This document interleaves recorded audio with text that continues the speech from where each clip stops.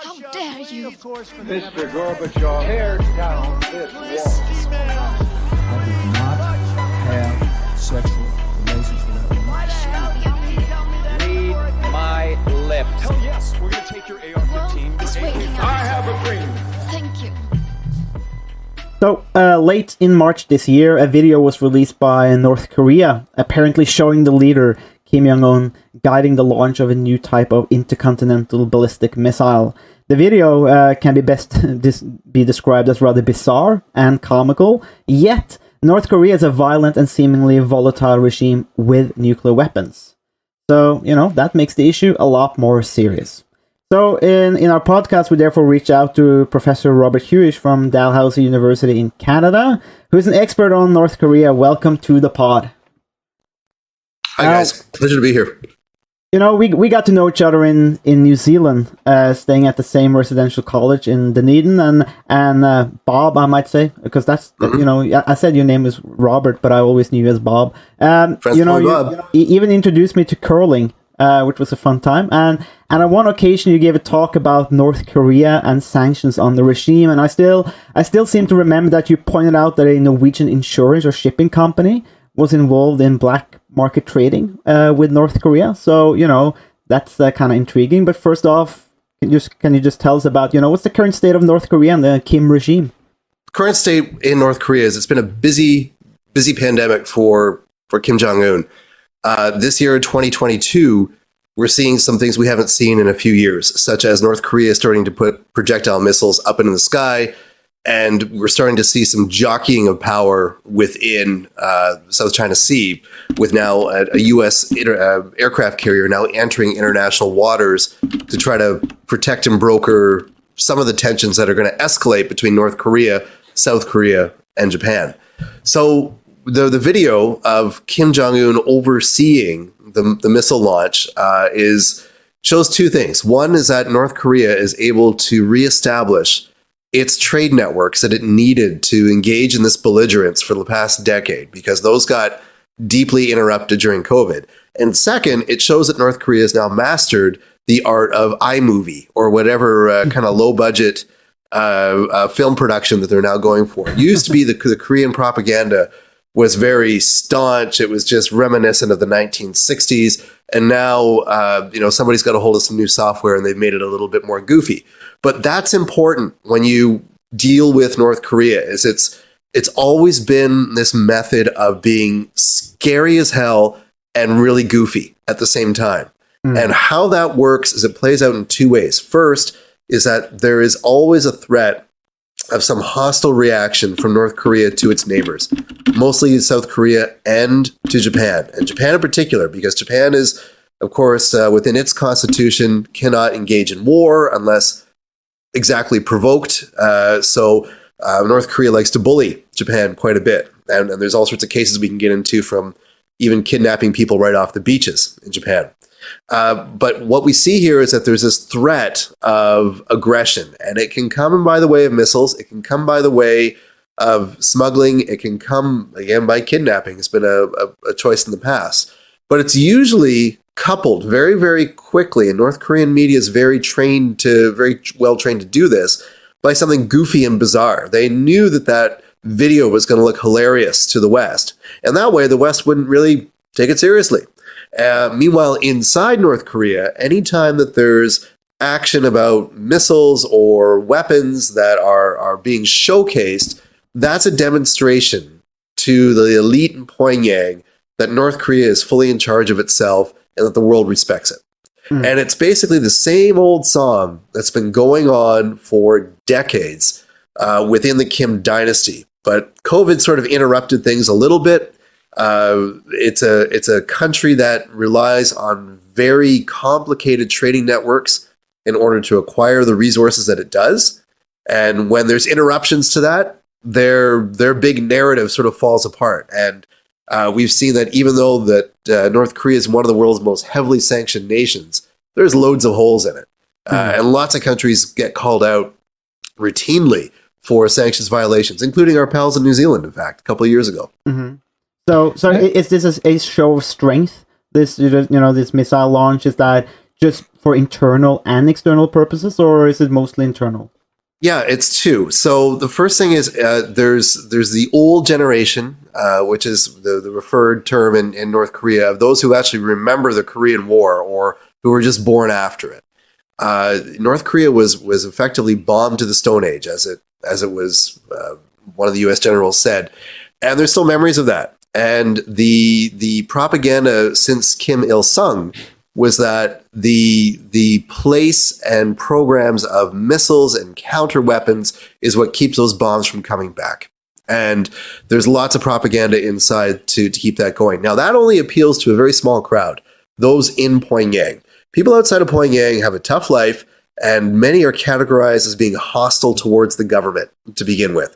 So you have a governance structure in North Korea where about 10% are considered to be loyal and elite. They sort of get access to the capital, a la the Hunger Games. And then you sort of have the wavering classes, about 35 to 40% of the population, who may be in the military, but who lack a lot of resources, lack a lot of freedoms and abilities. And then you have the hostile classes, which exist more towards the border with China and outlying areas. And these are farmers who can barely make ends meet because there's no fertilizer, there's constant shortages, there's constant hardships.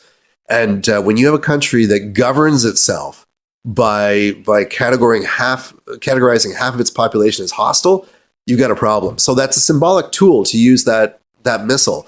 But at the same time, North Korea realizes that the way that it keeps power within its own country is through fear and repression. And if other countries start choking off its ability to do that, if it's missiles, that's one thing. If it's setting up prison camps, it's another thing. But if those resources get pinched in any way, there's going to be a reaction. And that's why there's this intimidation in this sort of chess game that North Korea plays with Japan, South Korea, and the United States, and at times even China, to annoy their pals in Beijing, and even Moscow to annoy their pals there too. It's always about position and strategy to get what they need to keep that old system, which in Korean is called songbun, alive and well. Songbun is like a feudal system. There's a deep class divide in North Korea, and they like it like that. Well, the Kims do, at least. But is this strategy working in any ways? Is it sort of productive, given the goals of the regime? Yeah, I guess in a sense, it's kept the place going since the 1950s. And even if you roll it right back to the early days of the Korean War, it was Kim Il-sung, who received orders from Stalin to say, don't invade South Korea, just don't. And they're like, seems to be a lot of the Stalin supporters in Eastern Europe are starting to tumble. If I invade South Korea, that might save my own skin. And he did that. And away he went, and then came out this cult of personality that came with it, which again was right out of the Stalinist playbooks from the 1940s. That's exactly how the puppet leaders in Poland and Hungary and East Berlin were all set up. You create a cult of personality around you and you govern through fear.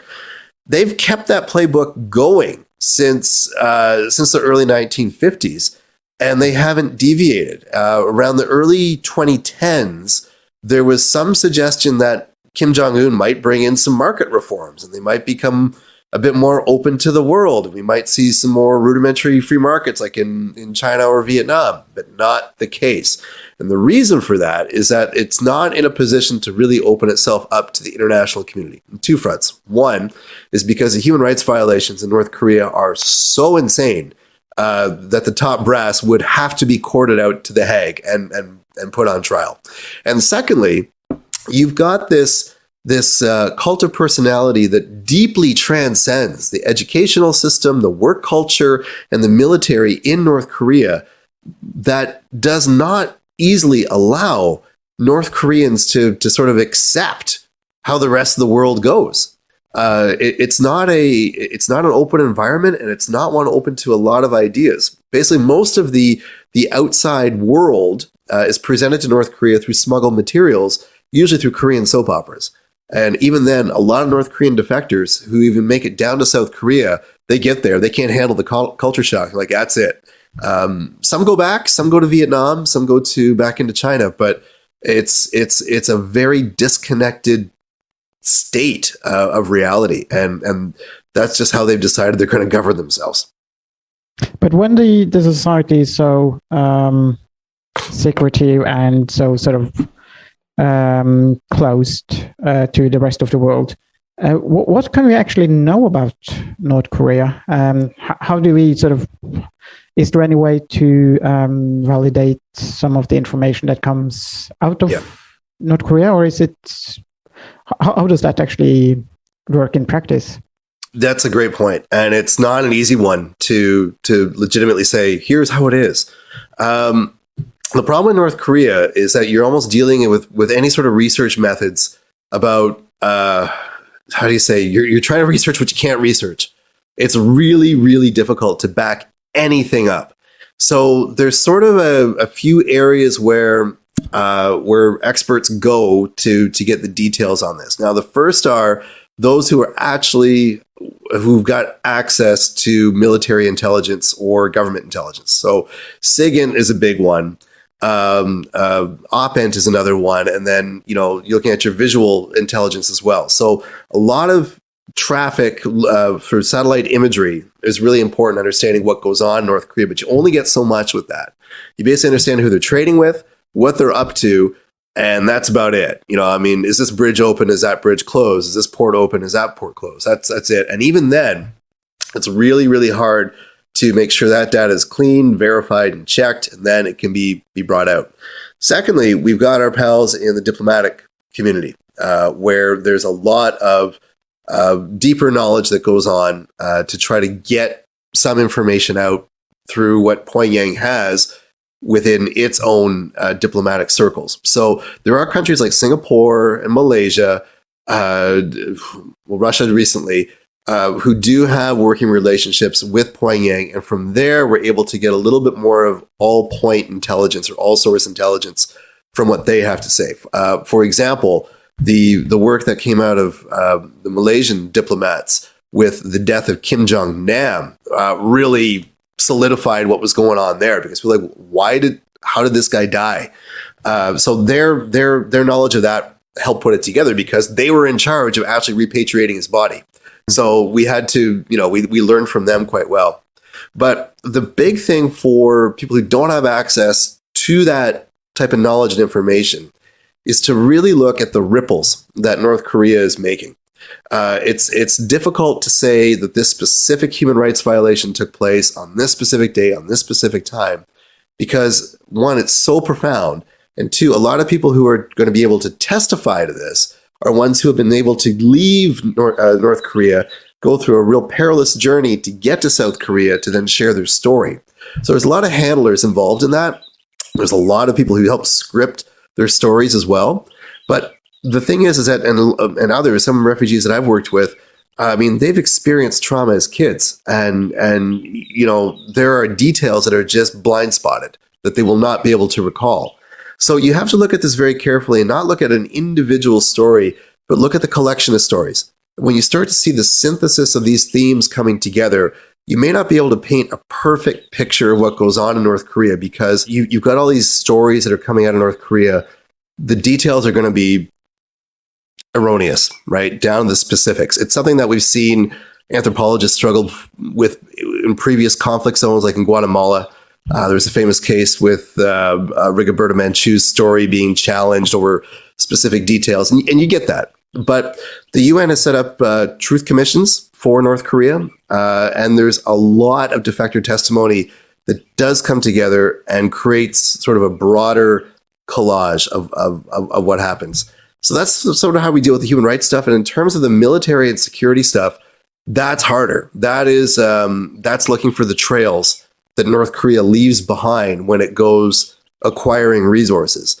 And the amount of energy and research that goes into that is enormous. So you have to rely on like dedicated services like NK News, NK Watch, people who are getting up every day and just looking through these data sets to see what North Korea is up to. And it's not easy. So, just about the leader, we've seen a lot of talks also, about his position. Kim Jong-un other family members. There's a sister there, isn't there? And we've been seeing some rumors about, possible takeover, but it's like from what you can gather, like what's the status of the regime right now? So the Mr. Kim has had some health challenges over the years. He's a very heavy smoker, very heavy drinker, and loves processed cheese. So they were actually worried that, he was getting some gout in his foot at one point, and he disappeared for a while. He's come back. He seems to have hit the gym a little bit, maybe cut down the smoking. So his health seems to be improved. But with the thing about the Kim tensions in the family is it comes back to what is a divide in the upper politique of North Korea. Those who say we are going to stay to the old way, this post-Stalinist approach to governance works for us, we're going to keep it, we benefit from it, keep going. And then others say we are absolutely on thin ice and it's only going to take a small domino to get an entire revolution going with inside. That crowd would like to see a little bit more diversity within its economy, within its trade partners. Don't forget, even Beijing, they put up with North Korea. North Korea is a pain in their ass. It's not in China's interest to have North Korea shooting rockets into the sky over Japan. That just escalates tensions in ways they don't want. So there are movements, I guess, within the governments, within their high officials to try to create change. But Mr. Kim is just not very open to it. And we've seen a lot of uncles and aunts and other high members of the government who appear one day at a parade and then we never see them again. That's it's interesting. And that, as you mentioned as well, that maintaining that personality cult for like so many years. I just recall going back to Belgrade in a few years ago and going to the the museums and the palace of Tito, and you saw the personality cult, but also how that country crumbled when Tito was gone. But they and that's I guess a trademark of authoritarian regimes in a way. But you see in North Korea they've been able to maintain that, which is kind of fascinating, in the way too that they've been able. But are they just very good at building personality cults? Is that the trick? Well, they are. They've done a very good job of it over the years, and with three Kims that have come into power, all very different characters. Kim Il-sung was seen as this sort of protective father of everyone, but then again, in his era, he had Comecon. So when they ran short of resources, it was a quick call to Moscow and be like, we need X. And it would eventually show up. There may be shortages of it, but it would eventually arrive. Kim Jong-il, he inherited the collapse. Now, in his reign, he saw 1.5 million people die of absolute hunger. Those are the best numbers that we have, but it was absolutely pure famine up and down in that country. And then from there, it was only beginning to build some trade networks with China, with Russia, and other states in Asia, notably Pakistan, that started to bring some economic development back. But even then, it only was limited to the capital. Now, since then, under Kim Jong-un's time, we've seen Pyongyang try to really push for this real flashy development of Pyongyang. I mean, they really want to make it like the next Dubai in terms of flashiness and lights and all this, but it's heavily restricted. I mean, you if you're a foreigner, you're on the little island inside Pyongyang. You're not going anywhere. There's 24-hour surveillance. All of this, and what they need to make that economy work is trade networks that are illicit, right? Ones that can hide sanctions. And the big difference is that in the old days, under Comecon and your Tito there in Belgrade, when the strongmen needed something, they could get it, right? Their partners would provide it. Well, now when you are the outsider and you need a resource, you've got to find partners in very shady areas, bring that network together, and then get it. The problem is they can do it, and they're running circles around what many countries have at their fingertips for sanctions enforcement. And some of the trade networks that North Korea has are wildly complicated. They are registering ships in Hong Kong and Singapore, flagging them in Solomon Islands and Seychelles. They're relying on European insurance companies to make those work. They're doing advanced spoofing, where there'd be a North Korean ship that would appear on the automatic identification system, tracking system.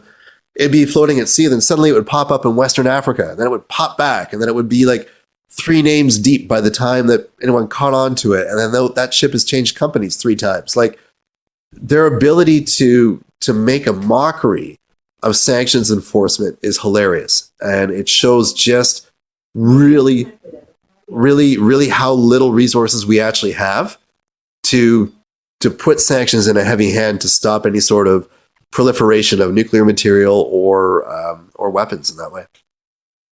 So is that, because this is sort of, one of the most important, elements that we're going to talk about, and, sanctions, because we also see that now against Russia, and, sanctions, Yep. a lot of talk about sanctions. But, you talked about it, North Korea seems able to, run circles around these sanctions and find ways to work around it. Is that, but is that also because other countries or private companies or whatever are also willing to trade with North Korea? So that's a very lucrative way. And so that's one part of the question. And then the other one is just, does it also work because most countries don't really care about this issue? Yeah, I mean, there are countries that are in a position right now to try to make what they can by offering services to countries like North Korea to help evade sanctions. And North Korea isn't the only one in this business. I mean, there's lots of tools, financial tools that are available that can help anybody, deviate from the norm if you want. So the big one is, the first one is setting up offshore shell companies. So when North Korea had a lot of its overseas finance parked was in Hong Kong, and then in Singapore was the other. So you would have these shell companies that would be set up that would own ships, and those ships on paper would look like they're owned and managed. They're owned in Hong Kong, they're managed in Singapore, both big shipping centers. I mean, no one's going to notice. And then from there, the third ticket that you need to have a ship at sea is a protection and indemnity insurance, to which there are loads of providers out there, legitimate ones and fake ones. There's Norway, Skuld, I believe, is the one there, who's very famous for offering P&I insurance. But then there's like fake ones that were caught in Auckland, of all the places, and even in South Korea, they would set up these fake insurance firms. So if a ship pulled in, here's my ownership, here's my management, here's my P&I. What? And then on top of that, the flag of the ship could also be switched around. So roll it back 10 years ago, most of North Korea's trading fleet was tied up in was flagged in countries in West Africa. Burkina Faso was issuing flags to North Korean ships. Mozambique doing the same thing. Tanzania, I believe, was also big into that. And so people said, whoa, why are all these African ships floating around, Nampo Harbor? Oh, sorry.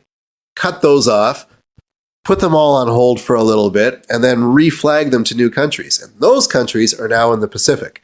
So countries like Kiribati is one, Seychelles is another, Tonga. Like, these are countries that have very, very minimal income, have a huge strategic interest by the amount of ocean that they occupy, and they're selling offshore flags to whoever wants to buy them.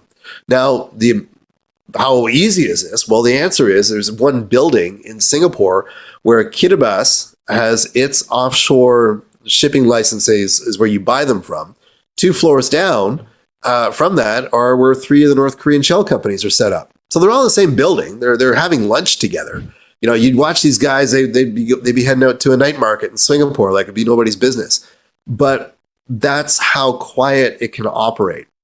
And so when you're using these tools to get around it, if the U.S. wants to impose a sanction on North Korea on a particular boat, particular ship, it's hilarious because those can be switched, $20,000, $30,000 later bang, it looks like a completely different vessel at sea.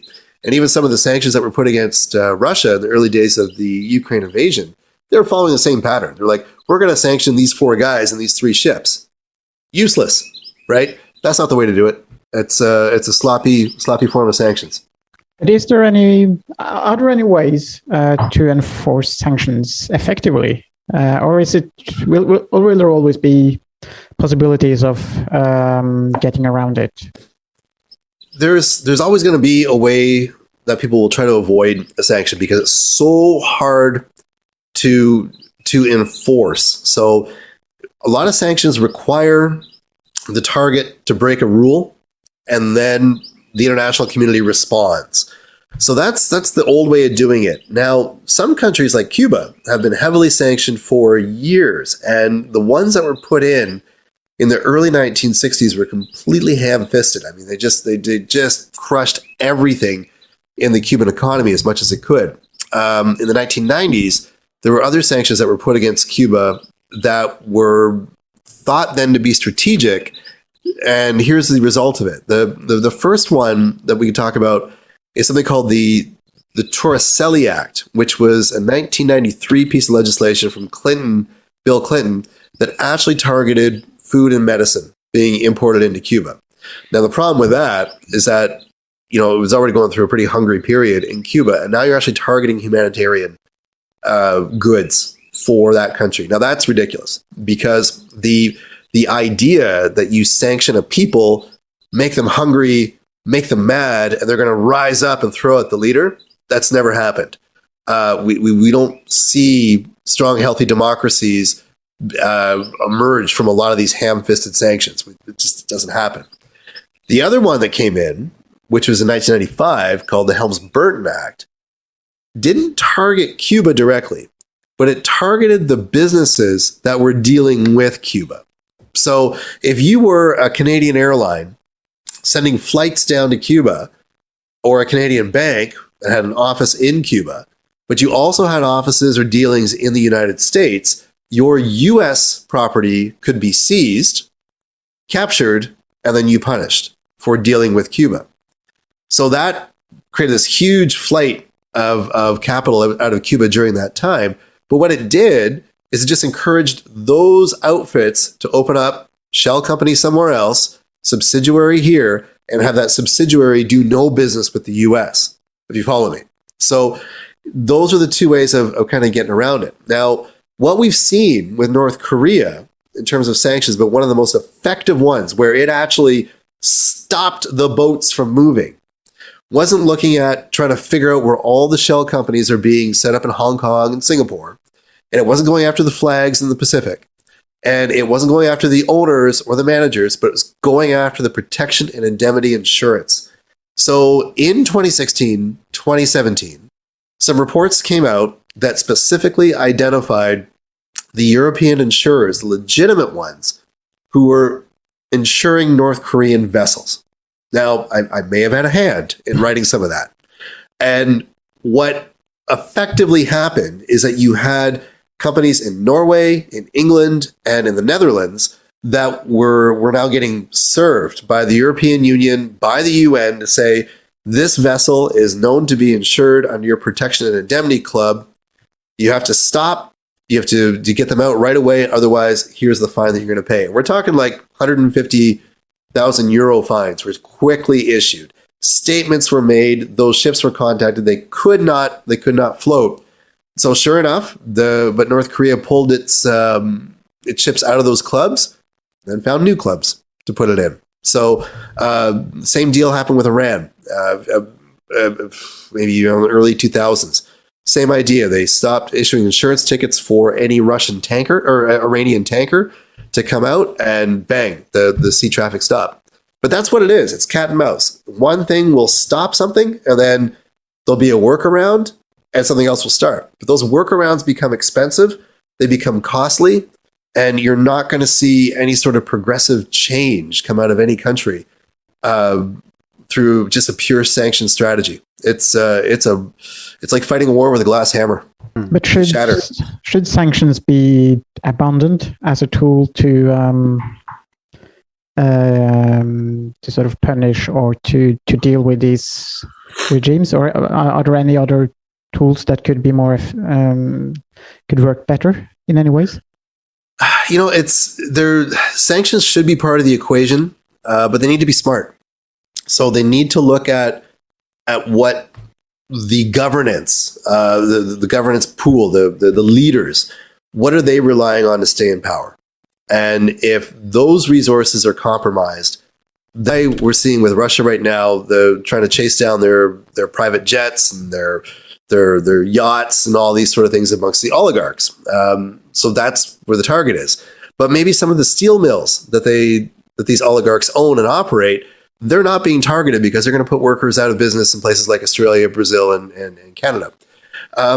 Where we start to see the wheels go off the bus when it comes to sanctions is when they become too ham-fisted and they start making everyday people hungrier and angrier. What you don't see, what you haven't seen in any sanctions regime in the past 60 years is measures that target food, medicine, or the ability to work or to pay your electric bills or whatever it is. Something like that, seeing this boiling dissent come up from within and then overthrow the regime. So what sanctions need to have is to be very, very specific on who they want to put the financial hurt on. And secondly, they have to be coupled with something that allows for some sort of transition. And right now, there is no release valve. If it's in North Korea or if it's in Russia, about we're going to sanction you. We would like you to go away and no longer lead that country, but we don't know how to get you out. And that second step is what's really missing from the equation. And until then, it's just going to be whack-a-mole, cat and mouse, whatever board game it is that you're playing. That's what we're looking at. So it has to be some kind of incentive for the regime to change to make the sanctions work. Yeah, and that's something that maybe goes back into the playbooks from the 1960s when that was sort of offered. It's unpopular as hell because you're probably going to be putting a war criminal on a private jet and getting them out of the country. But could it change the scenario? I mean, is there so much in terms of human suffering that's going on there that is needed? Otherwise, do you go for full-scale war? And when you're dealing with countries like North Korea, who've got nuclear potential, I mean, nobody's prepared for that. I think that's, it's endlessly fascinating, the first point about is companies making money with the ships or the boats here. And it's like, you have these companies then making money sort of contradicting the state sanctions and undermining the state sanctions. So you end up with a rather unfortunate position. But it's beautifully described, that cat and mouse game there. But then over back to the Russian argument or the Russian side here, because you do not want to escalate with NATO or other forces because the prospects of war is so horrific. But then so sanctions must, I guess, be a part of the equation. As you see, and they have to be smart sanctions. But let's just go back to that point and make it clear, I guess. So empirically, there is no evidence or data that shows that these sanctions that are hitting ordinary people, and sanctions that would hit ordinary Russians, that they would actually work. And because I've seen videos from YouTubers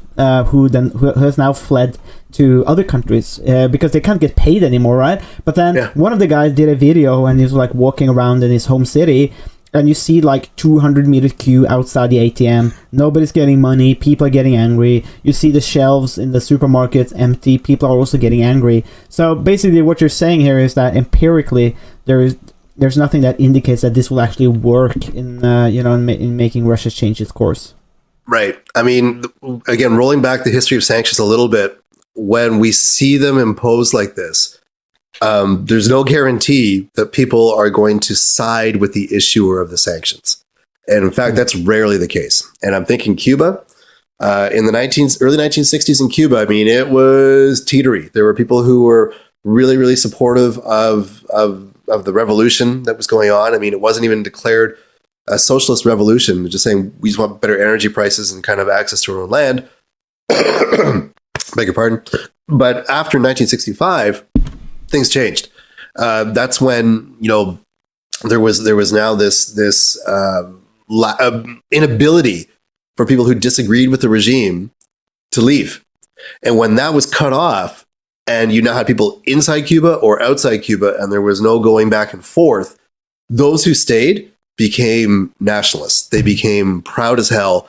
And even though there was some lunacy policy that was imposed in Cuba in the 1970s, people stuck with it. And that ability to sort of off-vent the internal dissent went away. Ditto with other places, like, why are there heavily sanctioned nations like I'm thinking Myanmar, for example?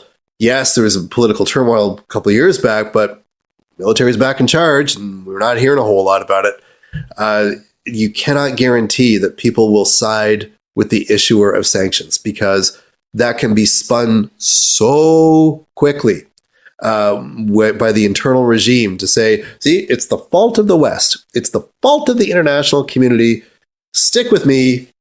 I'll protect you. And we hear that song from Venezuela to North Korea to Iran. Anywhere that's got heavy sanctions on it, you hear that song.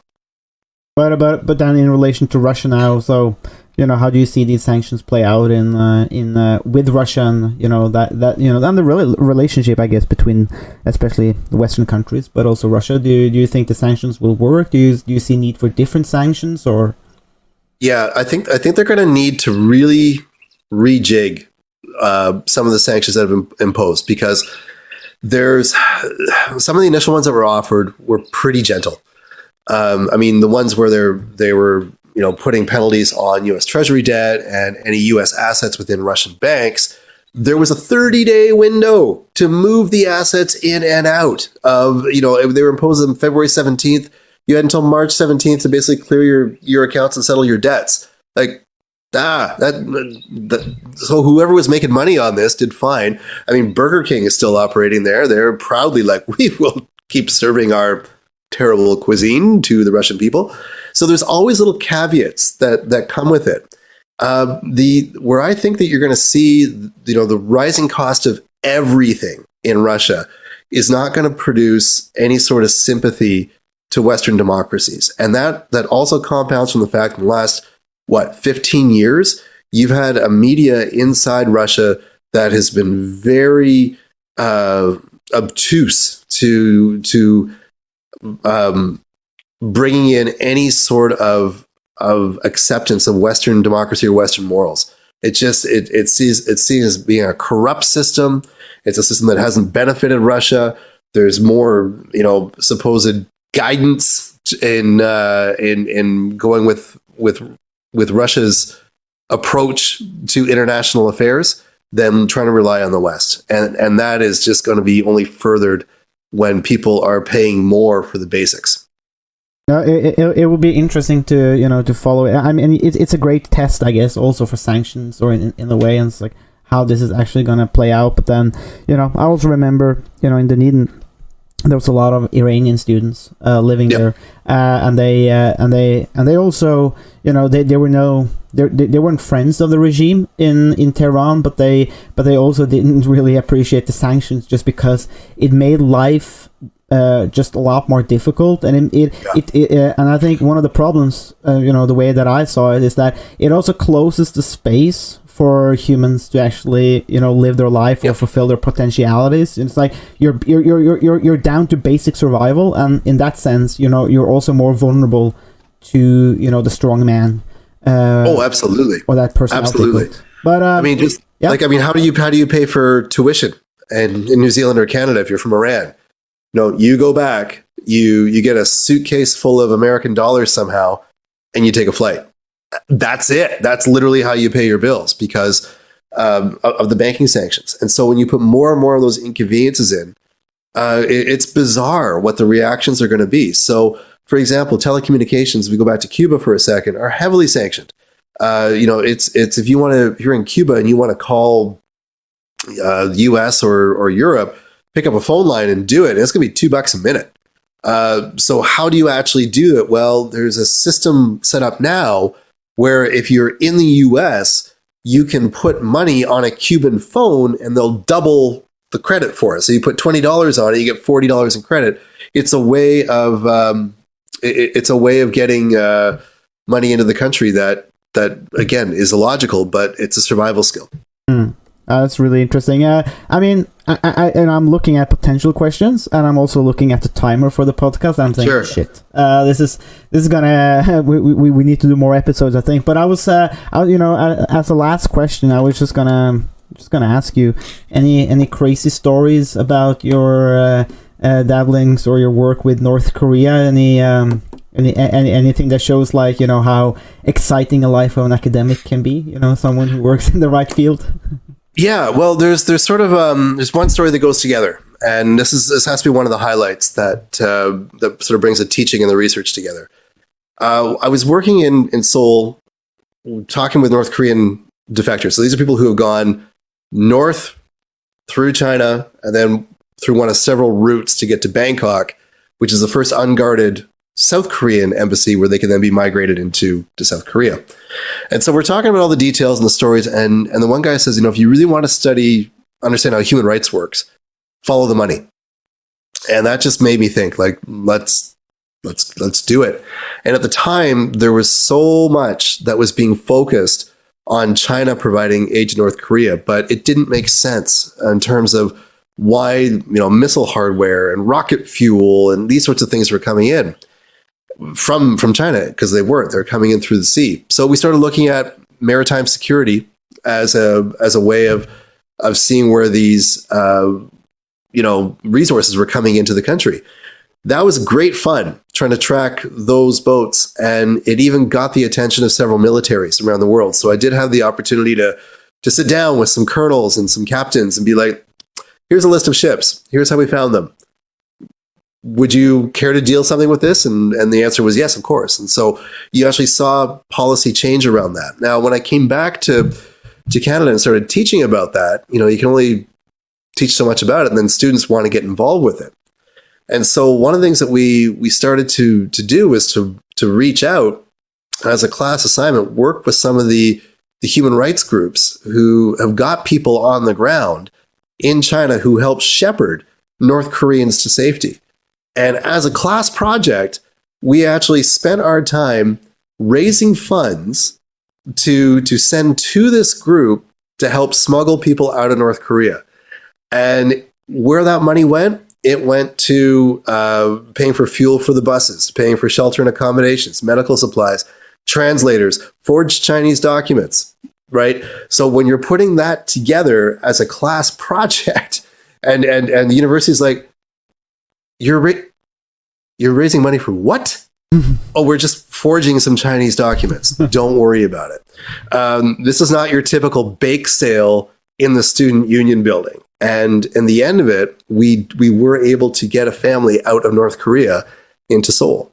And was it a little bit loosey-goosey? Were some of the admins a little bit worried about what we were doing? Yeah, sure. But you know what? Let them sweat, because we actually helped somebody save their life, and students were directly involved in making that happen. So as a result, we've been one of the very few university classes to, basically take the regime head on, even from the comfort of our own classroom. I see. I see that we have to step up our class projects. The level of our class projects, Harald. Definitely, we have a lot to learn. I think we have a lot to learn, and it's endlessly fascinating. And if you wanna check out more of Robert's work, you have your own podcast, right? The Global Development Primer is a great name. That's it. GDP. You bet. I love it. Go check it out. You'll find it on Spotify and all the other places you listen to podcasts. So thank you again, Robert. That was absolutely awesome. Great, thanks guys. Really appreciate it. Takk for at du hørte på Statsvitenskap og sånt. Har du spørsmål, kommentarer eller tilbakemelding, så er det bare å ta kontakt på vår Facebook-side, per e-post eller brevdue. Musikken er som vanlig laget av Robin Horvath, og Mats Halvorsen mikser og redigerer på